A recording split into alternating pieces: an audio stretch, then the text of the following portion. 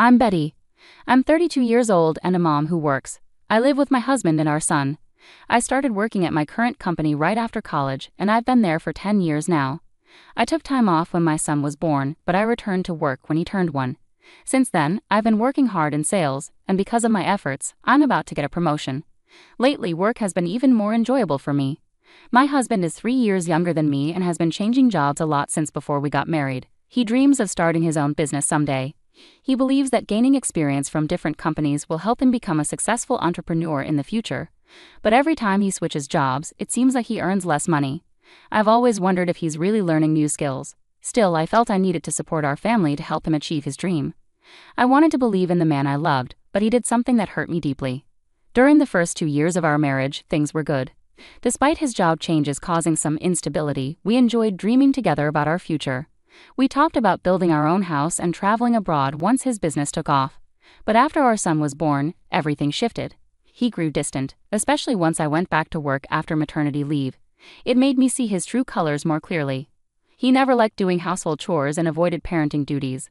While I was on maternity leave, I managed, but once I returned to work, my days became incredibly busy. I'd wake up early to make breakfast, drop our son at daycare, work all day, then rush to pick him up, shop for groceries, and cook dinner. I was always on the go, wishing for help that never came. Despite having more free time, my husband refused to pitch in, even to drop our son off at daycare. When I asked, he worried it might look like he wasn't busy enough at work. I tried to reassure him that it's normal for dads to be involved, but he stuck to his reasons. To avoid arguments, I ended up shouldering everything between my early mornings, overtime at work, house chores, and childcare duties. I felt like I was being pulled in all directions, but I kept going for the sake of my family. It would have been helpful if someone could have talked sense into my husband. The only person he seemed to respect was my father-in-law, Phil, but unfortunately he was working in another state. Phil always understood and supported me, praising me for balancing my job and household chores, even during my pregnancy. However, shortly after our son was born, Phil was transferred far away, leaving his wife, Mill, at their home. Unlike Phil, Mill was more lenient with her son and always took his side, offering little help to me. As someone who had been a housewife for a long time, Mill seemed to disapprove of me continuing to work after having a child. Perhaps she was also bothered by her son's unstable job history. She didn't like that I, as his wife, was achieving success at work. She often made sarcastic remarks about me neglecting my duties as a wife and mother by focusing on my job. She knew that I was the main breadwinner for the family, yet at one point she even suggested I quit my job, claiming it was cruel to leave our son in daycare for long hours. Maybe with Phil away, she felt lonely. She would occasionally visit us, criticize me, and then leave. It was really tough being criticized constantly, but I tried to understand that older people with traditional views might find it hard to accept my choices. I tried to accept it, but it hurt. What hurt even more was that my husband seemed to resent my success at work. When I got a raise because of my hard work, his response was just an indifferent, okay. It saddened me that he couldn't even congratulate me. Things got worse when he started criticizing me, accusing me of becoming arrogant just because I earned a bit more. Both he and my mother-in-law kept finding faults with me. I began questioning why I was putting in so much effort every day and even started regretting marrying him. To add to my worries, my husband started coming home later and later from his factory job, sometimes not until late at night. He was supposed to finish work at a specific time, but he often had excuses for being late. Whenever I asked why, he'd get defensive, so I stopped pressing him. But his strange behavior made me suspicious. Then one evening my mother-in-law unexpectedly showed up at our house, as she often did without notice. That day had been particularly exhausting for me after a busy day preparing for my son's field day, working overtime, and getting up early to make lunches. All I wanted was to rest early for an important business meeting the next morning. My son was already in bed by the time she arrived, but her presence meant I couldn't just go to sleep. Feeling obligated, I dragged myself to the kitchen to make coffee for my mother-in-law. Suddenly my husband grabbed my arm, surprising me. He offered to do it himself, which was rare because he usually left all the household chores to me, no matter how tired I was from work. I thought he was just showing off in front of my mother-in-law, pretending to be helpful. I tried to ignore him and continue, but he held onto my arm firmly and insisted that I sit and rest, possibly guiding me to the couch. I felt stuck. If I let him make the coffee, my mother-in-law might criticize me for bossing him around. However, to my surprise, even she told me to relax and let him do it, smiling at me. While I talked with her, my husband went to the kitchen and started making coffee. I couldn't shake the feeling that something was off. It was unusual for both of them to be so kind suddenly. What was going on today? As I wondered, my husband brought over a tray of coffee cups with a smile and offered me one. I thanked him but kept watching him closely. He kept glancing at me, and even my mother-in-law seemed unusually restless. Something was definitely not right. As I lifted the cup to take a sip, I suddenly realized they were up to something.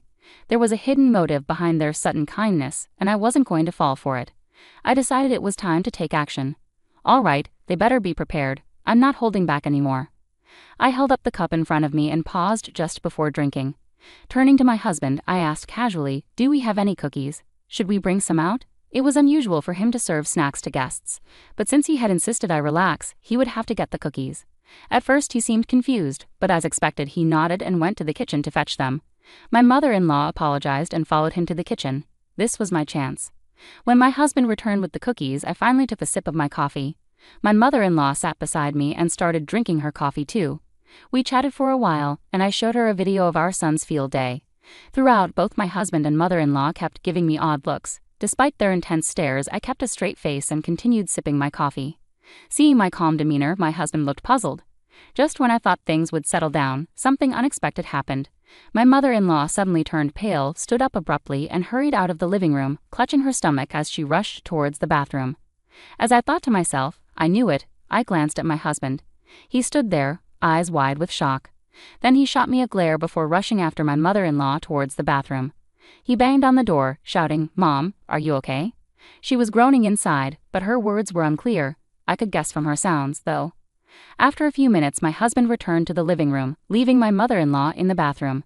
His face was pale, and he bit his lip nervously. I said to him, "Looks like you spiked my coffee, huh?"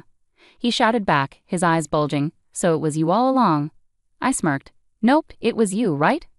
I switched my coffee with your mother's because yours looked suspicious." "You're awful for suspecting me like that," he retorted.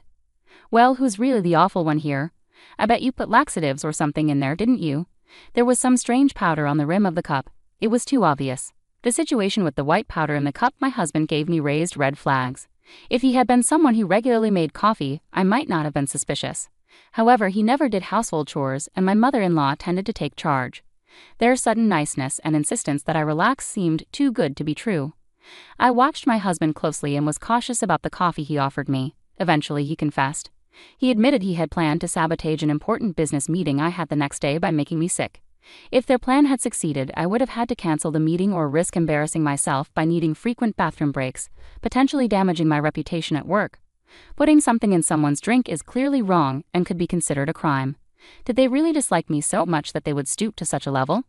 I started to feel sorry for them. My husband, now defiant, glared at me and threatened, "If anything happens to my mom, I'll sue you for damages." But I responded with a smirk, "What are you talking about? If anything, you should be compensating me. I've known all along about your deceit." My husband stood frozen, caught in his lies. Despite claiming to work late and being busy, he had ample free time. On his days off, he'd leave the family and spend time alone, glued to his phone when he was home. My suspicions grew, so I hired a detective agency, and the evidence they found confirmed my fears. He had been posing as single, meeting a young woman at a bar, and starting a relationship with her by lying about his future business plans. The girl, naive and fresh out of college, fell for his deception.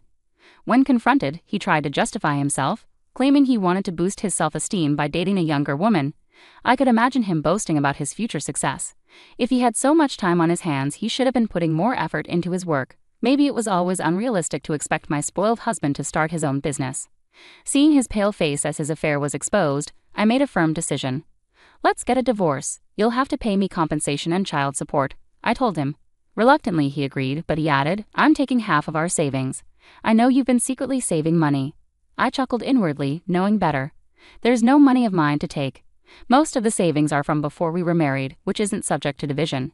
He looked puzzled and argued, "That can't be right. Besides, you've been earning money lately."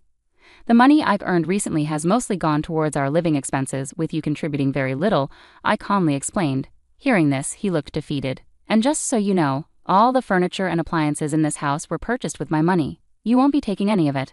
Also, since the house lease is in my name, you need to pack your things and leave as soon as possible." Turning to my mother-in-law, who had just come out of the bathroom looking worn out, I told her, "I'll be informing your husband about this." She pleaded with me not to, but I proceeded to call my father-in-law, Phil. As expected, he was furious and urged her to get a divorce. Realizing he had no financial gain in the divorce settlement, my husband seemed to grasp the seriousness of his situation. "I don't want us to break up. "I can't live without you, Betty," he cried, even kneeling and begging. But apologies now couldn't undo how I felt. I hired a lawyer and successfully divorced him, securing a substantial amount in compensation and child support. With a low income, he struggled to pay the compensation, ending up in significant debt. But the consequences didn't end there. I reported to the police about the laxatives in my coffee, leading to both him and my mother-in-law being found guilty of assault. They received suspended sentences but now have criminal records. In the end, my husband's affair fell apart, and he ended up working tirelessly to repay his debts. My mother-in-law also got divorced, and now they live a financially strained life together. It's a fitting outcome for someone who tried to undermine me out of jealousy, the one who held our family together. As for me, I recently closed a very successful business deal and was promoted to sales team leader. I've moved out of the apartment I shared with my husband and rented a new condo. My son and I are happily living together now. Though my first marriage didn't work out, I'll continue working hard and focus on enjoying life. Take care, everyone.